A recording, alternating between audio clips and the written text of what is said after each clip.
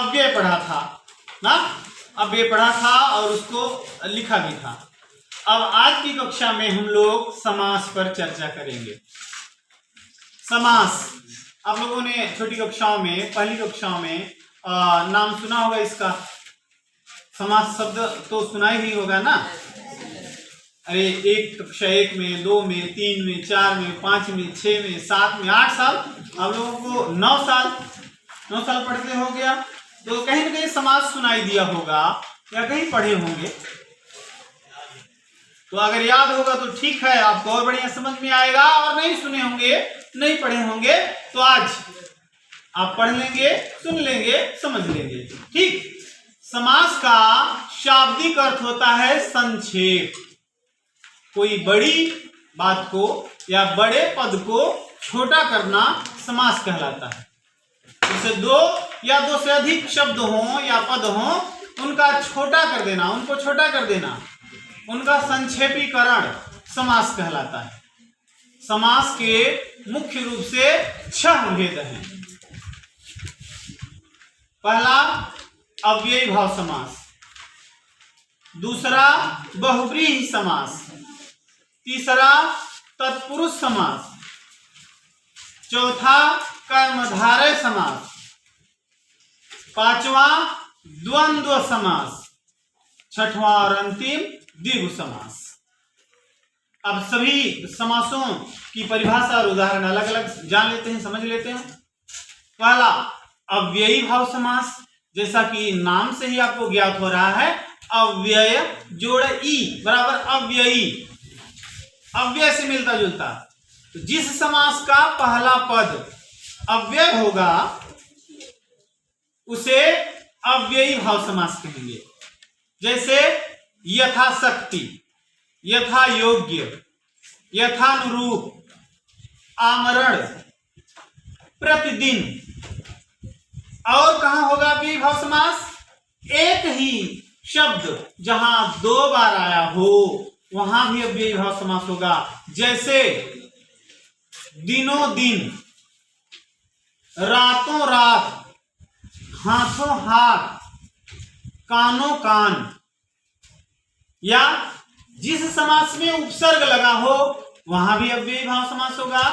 जैसे बेनकाब, बेरहम, बेदर्द, निर्भय, भय में निर उपसर्ग लगा दिए, निर्भय, आमरण आदि। ये अव्ययी भाव समास की परिभाषा और उसका उदाहरण। जिस समास का पहला पद अव्यय हो उसे अव्ययी भाव समास कहते हैं। दूसरा समास बहुव्रीहि समास। बहुव्रीहि समास, बहुव्रीहि समास की परिभाषा क्या होगी?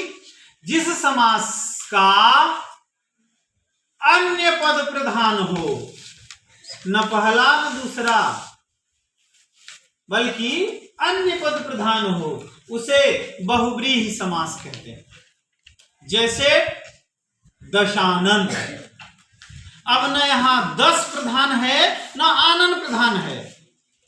एक पद 10 है और दूसरा आनन, दोनों नहीं प्रधान है, अन्य पद प्रधान है। क्या? 10 हैं आनन जिसके, अर्थात रावण। यहां रावण जी प्रधान है, लंकेश प्रधान है। और उदाहरण क्या होगा? त्रिनेत्र। अब एक ध्यान देने वाली बात यह है बच्चों कि त्रि माने 3 और पहला पद संख्यावाची यहां है। तो संख्यावाची, जिस समास का पहला पद संख्यावाची रहेगा वहां द्विगु समास होता है, लेकिन यहां द्विगु नहीं होगा। क्यों? क्योंकि यहां ये पहला पद प्रधान नहीं है, यहां अन्य पद प्रधान है। त्रिनेत्र, 3 नेत्र हैं जिसके, अर्थात शिव। लंबोदर, लंबा है उदर जिसका, अर्थात गणेश। 10 मुख, 10 है मुख जिसके, अर्थात रावण। नीलकंठ, नीला है कंठ जिसका, अर्थात शिव। वीणा पाणी, वीणा है पाणी अर्थात हाथ में जिसके, अर्थात सरस्वती। चक्र पाणी, चक्र है पाणी हाथ में जिसके, अर्थात विष्णु।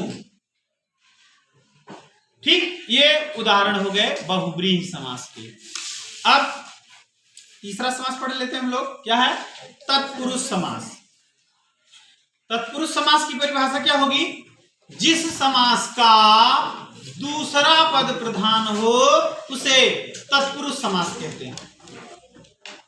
जैसे राजपुत्र, राजपुत्री, रोग मुक्त, देश प्रेम, बाढ़ पीड़ित, विद्यालय, भोजनालय, संस्कारहीन, ज्ञानहीन, आचरणहीन, लोकप्रिय, प्रजापति, राजपुरुष आदि।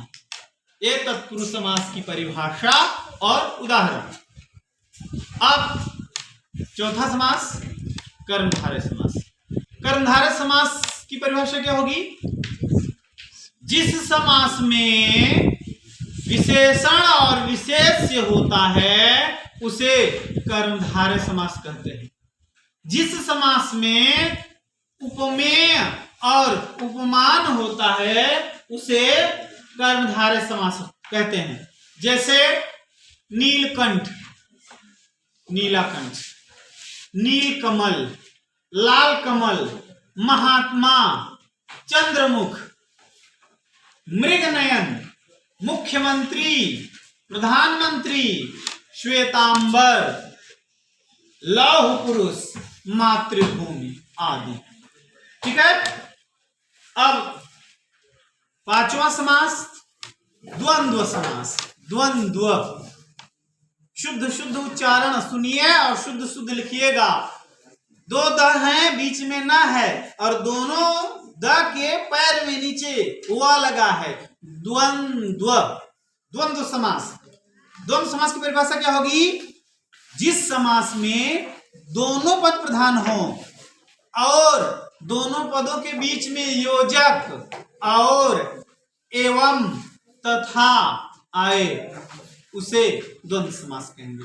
जैसे गुरु शिष्य, माता पिता, भाई बहन, भैया भाभी, मामा मामी, दिन रात, धरती आकाश, गेहूं गुलाब, चांद सूरज, दाल भात, नदी झरना, धनी निर्धन। अब आखिरी समास देखते हैं। आखिरी द्विगु समास। द्विगु, जिस समास का पहला पद संख्यावाची हो, 1 2 3 4 5 6 संख्या, जिस समास का पहला पद संख्यावाची हो उसे द्विगु समास कहते हैं। जैसे शताब्दी, अठन्नी, चौराहा, त्रिकोण, नवरत्न, पंचतंत्र, त्रिभुवन, तिरंगा, सप्ताह, अष्टाध्यायी आदि। इस प्रकार समास का शाब्दिक अर्थ, समास की परिभाषा, समास के भेद, उन भेदों की परिभाषाएं और उदाहरण हम लोगों ने समझा। ठीक है। आशा है आपको सभी को समझ में आ गया होगा। ठीक, धन्यवाद।